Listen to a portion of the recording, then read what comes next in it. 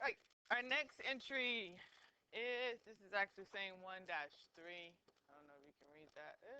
All right, 1-3, measuring segments. All right, so we're going to make sure you know types of angles. I said segments. Angles, sorry. Types of angles. This is probably going to be some review for some of you, and that's okay because we want to make sure we get the easy ones as much as we get the hard ones. So the first thing we need to review is the word vertex.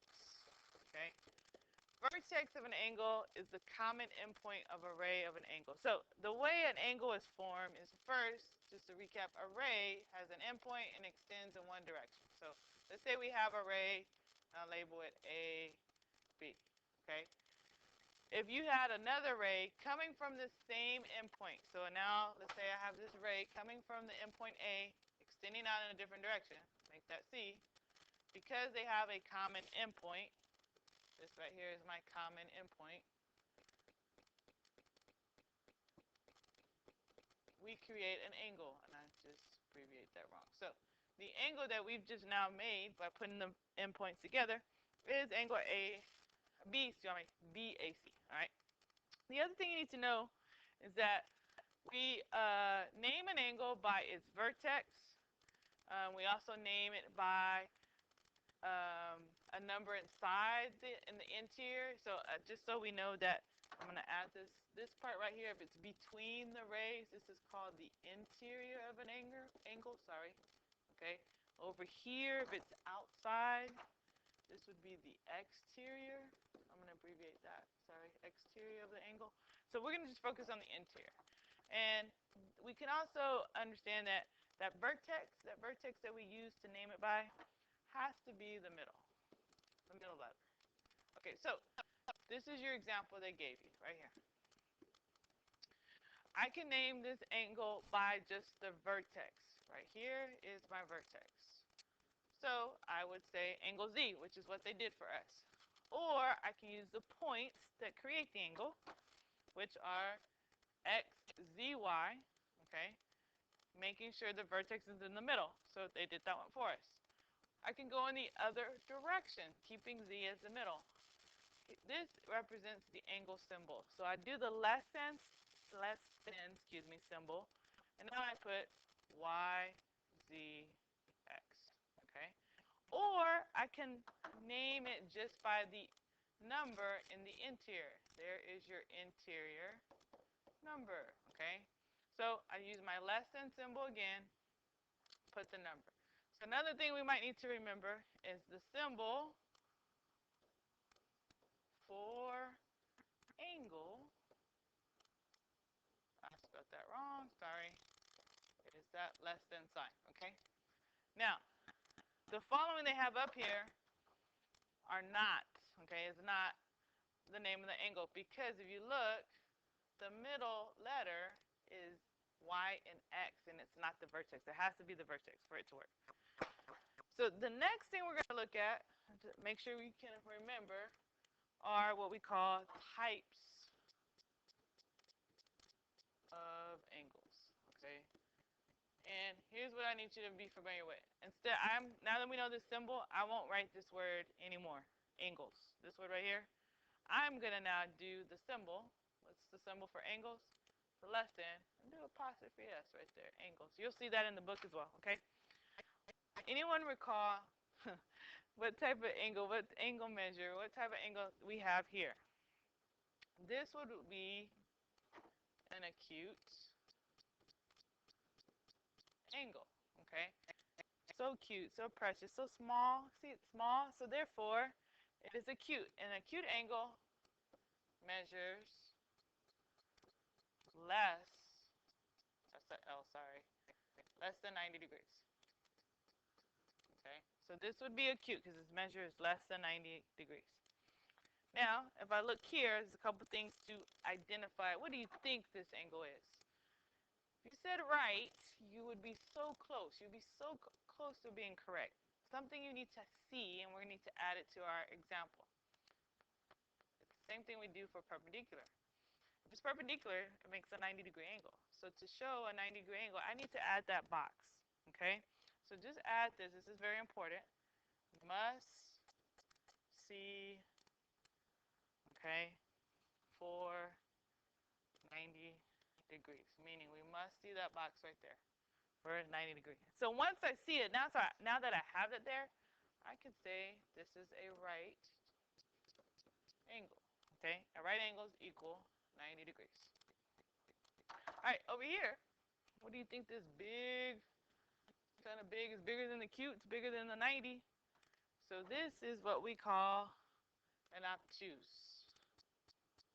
An obtuse angle. An obtuse angle is greater, it's greater than 90, okay? Greater than 90 degrees, but it's also less than 180, okay? So less than 180. So that is our obtuse angle. And this little joker here, if I would put a point on it to show a vertex, looks like a line, looks like a straight line. It is a straight line. And this is what we call a straight angle.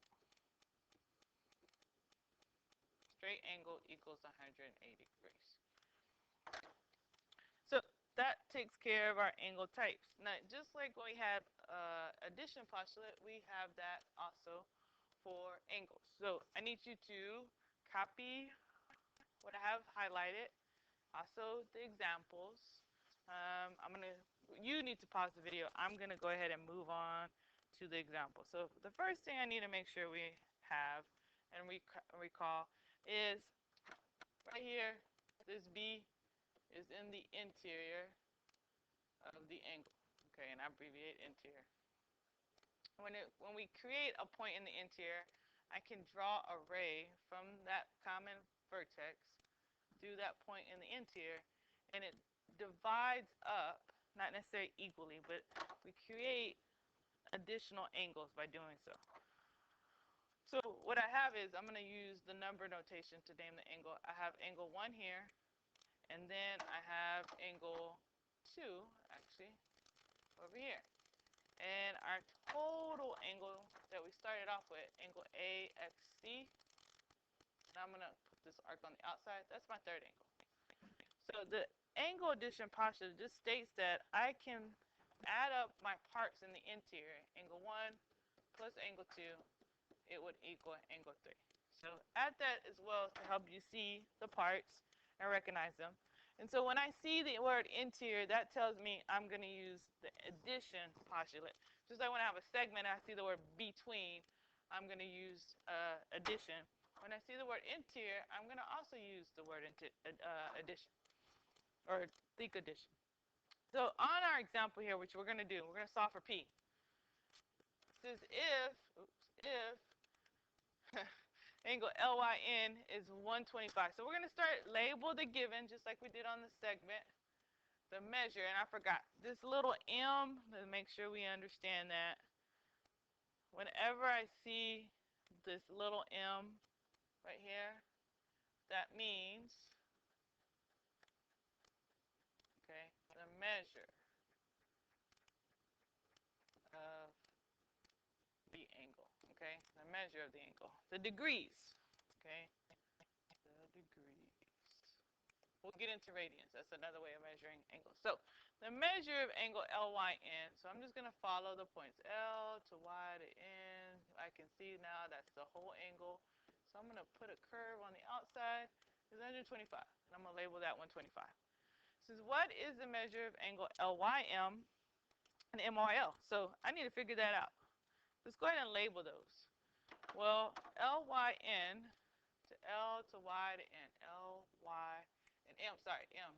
That's this interior here, this interior angle, which has the 4P plus 7. I think that's what it says. Ooh, copies are bad. And then the other angle, which is this angle here, MYN, is, let me try to find these copies. 2P minus 2. I think that's right. So they want us to solve for P. Well, I'm going to use my angle addition postulate to do that. And by doing so, I'm going to take my interior angles, which is angles L, Y, M, plus angle M, Y, N, will equal my whole angle L, Y, N. And now I'm just going to substitute the parts for each. So my L, Y, M was the 4p plus 7. That was that part, that angle. And then we had myn 2p minus 2. And that's going to equal to the whole angle, which is my 125. So here we are going to have to combine like terms, and that would give me 6p, because I'm going to add my p's together, 6p, and we are going to add our like terms for our numbers, 7 and a minus 2 will leave me with 5 equals 125. And then if we subtract the 5 on both sides, we have basically 6p, move it over here. Sorry, 6p equals 120. We divide by 6, and I know you know the answer already because you're smart like that.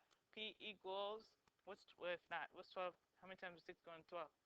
2 times. There's a 0 behind here, so put a 0 there. 20. Okay? So we solve for P. That's the first thing they want us to do. We're going to box that answer. Now, step 2 says use the value of P to find the measure of the angles. Well, our measure of our angle for, I believe it was, let me look back up here, LYN. The measure, that lowercase m, of angle LYM was the expression 4p plus 7. So now we're going to substitute 20 for p. So that's 4 times 20 plus 7. So hopefully we see that's 80 plus 7.